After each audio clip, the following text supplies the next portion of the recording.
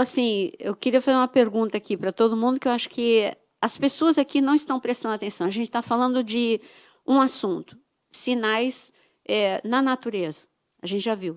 A natureza geme. É o que está escrito em Romanos. A natureza geme. Sim. E quando o que é a natureza gemer? É tipo a Terra está no limite.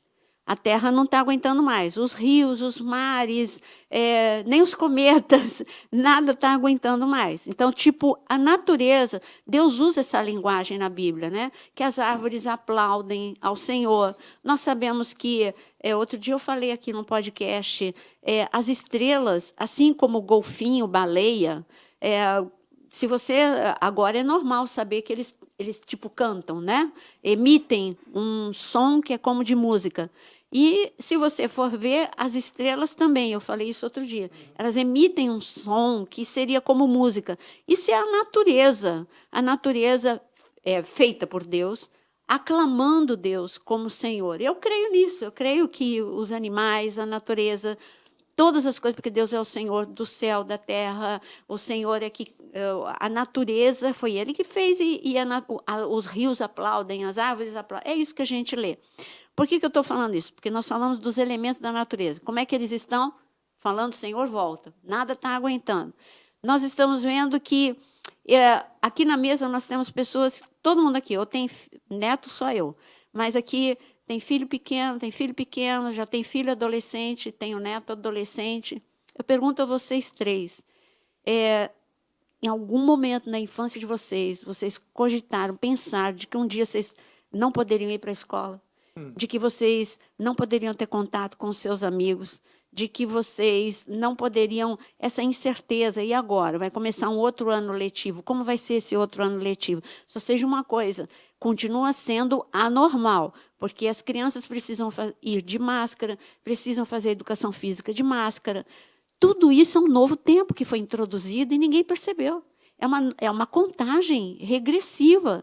E a gente agora se acostumou. As nossas crianças se acostumaram, nós nos acostumamos com essa realidade. Mas é algo que é estranho. Eu acho que todo mundo aqui está vendo que é algo tipo estranho, é um novo tempo. É um condicionamento que está se efeito colocando. rebanho, né? É um condicionamento. Eu vejo como um condicionamento que a sociedade está se arrumando, né? Justamente para um novo modelo, né, de ordem.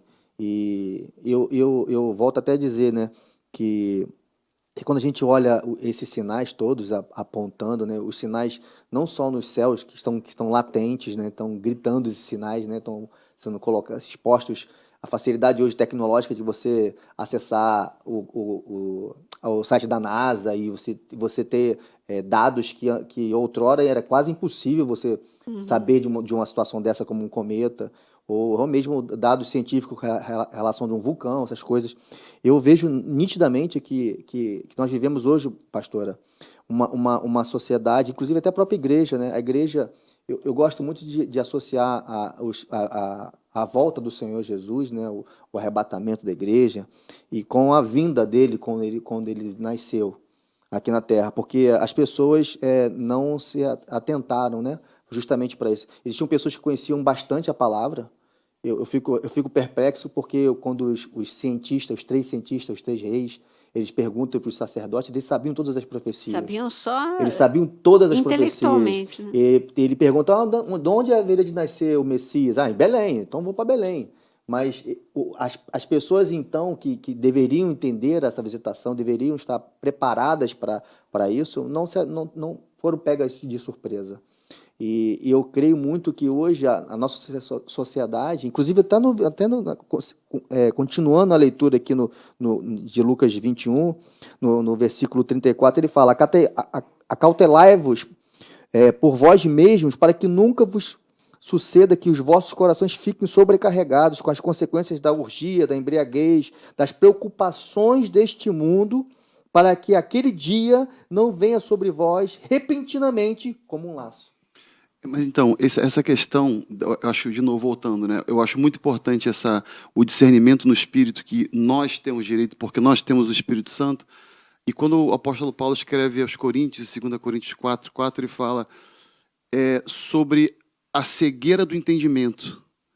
E essa cegueira do entendimento, ela não fala simplesmente a cegueira do entendimento daqueles que não conhecem a Jesus, mas fala da cegueira do entendimento que começam a ter esse entendimento, essa falta de discernimento, porque começam a entrar em doutrinas que vão gerando uma cegueira e você não consegue ver, porque essa cegueira ela vem de uma maneira muito delicada, ela vem de uma maneira muito sutil, né? E começa a conduzir não aqueles que não conhecem Jesus, mas muitos daqueles que conhecem Jesus para não observar e não discernir o que está acontecendo. E quando essa é uma passagem muito forte, que eu gosto muito, 2 Coríntios 4,4, porque fala a respeito da cegueira e em seguida fala para que não lhe resplandecesse a luz do Evangelho.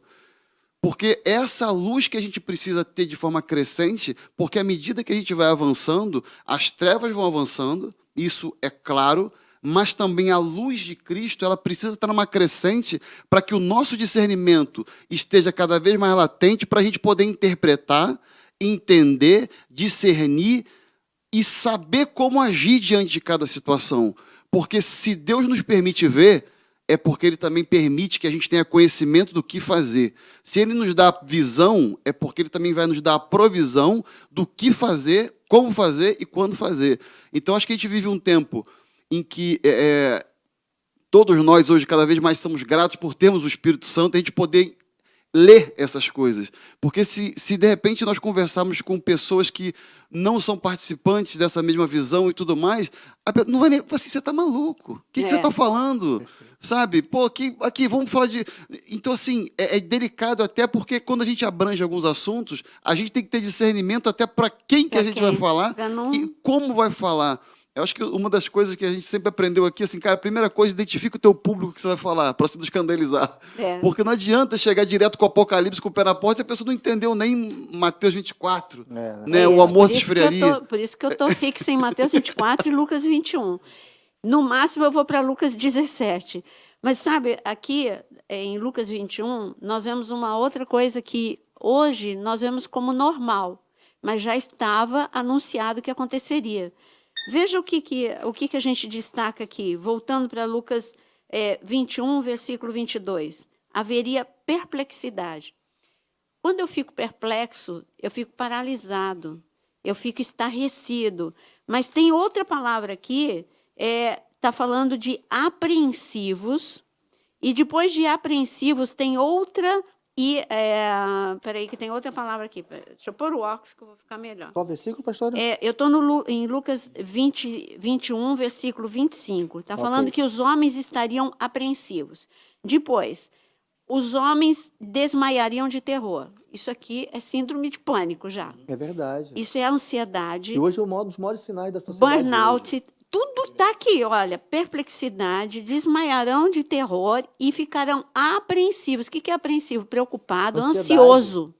Então, aqui estava anunciado um descontrole, um transtorno psíquico, uma epidemia, uma pandemia de transtorno psíquico. Eu volto a dizer que o Dr. Augusto Cury, quando a gente estava conversando durante o lockdown, ele falou, Naira, quando passar a pandemia, as pessoas vão ser surpreendidas por uma pandemia silenciosa que eles não estão cuidando, que essa máscara não adianta. É uma pandemia de surtos ou de transtornos psíquicos, ansiedade, depressão, burnout, a insegurança aumentar, a perplexidade de te deixar paralisado, porque é uma angústia, vamos usar outra palavra, angústia, preocupação excessiva. Aliás, o que o pastor João leu, cuidado com a preocupação excessiva, não ficar sobrecarregado, preocupação excessiva. Então, nós estamos entrando agora, saímos da natureza, fomos para dentro da igreja, vimos que a igreja não está preparada para esse assunto. Agora eu estou indo que a igreja, as pessoas dentro da igreja estão fracas e adoecendo emocionalmente, o que vai roubar a unção. Por isso que Jesus, em Lucas 18, ele disse, será que vai ter fé nos últimos dias?